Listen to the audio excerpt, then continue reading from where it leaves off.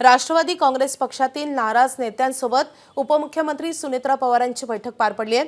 देवगिरी निवासस्थानी 3 दिवसांपूर्वी ही बैठक झालेली आहे अशी विश्वसनीय सूत्रांची माहिती आहे। या बैठकीला सुनील तटकरे, प्रफुल्ल पटेल, पार्थ पवार आणि सुनेत्रा पवार उपस्थित होते। राष्ट्रीय कार्यकारिणीमध्ये बदल करण्याबाबत या बैठकीत एकमत झाल्याचे देखील सूत्रांच्या हवाल्याने समजते। आपले प्रतिनिधी निलेश बुधावले सध्या आपल्या सोबत आहेत। निलेश, नेमकं काय घडतंय राष्ट्रवादीच्या गोटात? ही बैठक नेमकी कशासाठी होती? माधवी, मागच्या काही दिवसांपासून राष्ट्रीय कार्यकारिणीमध्ये सुनील तटकरे आणि प्रफुल्ल पटेल यांच्या पदांवरून जो गोंधळ निर्माण झाला होता, संभ्रम निर्माण झाला होता, यावरूनच कुठेतरी राष्ट्रवादी काँग्रेस पक्षामध्ये कुठेतरी वाद आहेत, गोंधळ निर्माण झालेला आहे, ह्या बाबी समोर येताना आपल्याला दिसत होत्या।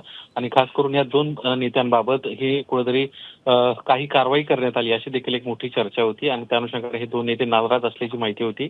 त्यातच या दोन्ही महत्त्वाच्या नेत्यांना शरद पवारांची भेट घेतल्यामुळे आणखीनच या गोष्टीला बळ मिळालं होतं।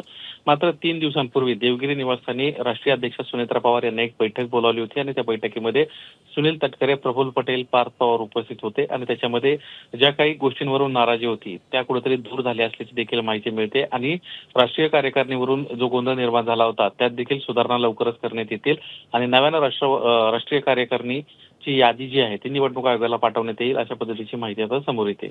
नक्कीच आता या बैठकीनंतर काही मोठे बदल अपेक्षित आहेत, ते नेमके कधी होतात हे पाहणं महत्त्वाचं असेल। निलेश, तुमच्याकडून या संदर्भातले अपडेट जाणून घेत राहू। सध्या धन्यवाद या माहितीसाठी।